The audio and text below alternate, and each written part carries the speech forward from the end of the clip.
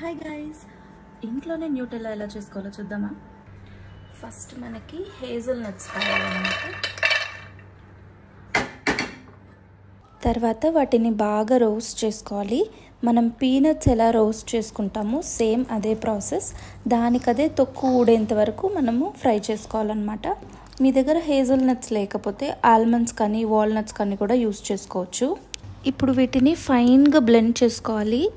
చాలా స్మూత్గా చేసుకోవాలన్నమాట. నేను 1 కప్ హేజల్ నట్స్కి 3/4 cup jaggery powder and 5 table spoons of cocoa powder add చేశాను. ఈ డ్రై ఇంగ్రీడియంట్స్ అన్ని మళ్ళీ ఇంకొకసారి బ్లెండ్ చేసుకోవాలన్నమాట. మనకి స్మూత్ టెక్స్చర్ రావాలి అంటే కొంచెం గీ యాడ్ చేసుకోవాలి. Like 20 to 30 ml ghee add చేసుకొని ఇంకొకసారి బ్లెండ్ చేసుకుంటే స్మూత్ టెక్స్చర్ వస్తుందన్నమాట. మనకి న్యూటెల్లా ఎలా ఉంటుందో సేమ్ అలానే వస్తుంది. అండ్ లాస్ట్లో వెనిలా ఎసెన్స్ యాడ్ చేశాను ఫ్లేవర్ కోసం.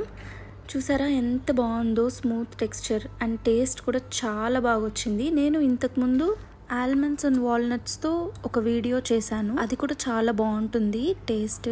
కింద లింక్ చేస్తాను, మీరు ఆ వీడియో కూడా చెక్ చేయండి.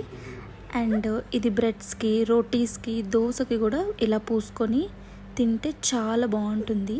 ఈ వీడియో మీకు నచ్చితే లైక్ చేసి షేర్ చేయండి అండ్ మర్చిపోకుండా సబ్స్క్రైబ్ చేసుకోండి. బాయ్.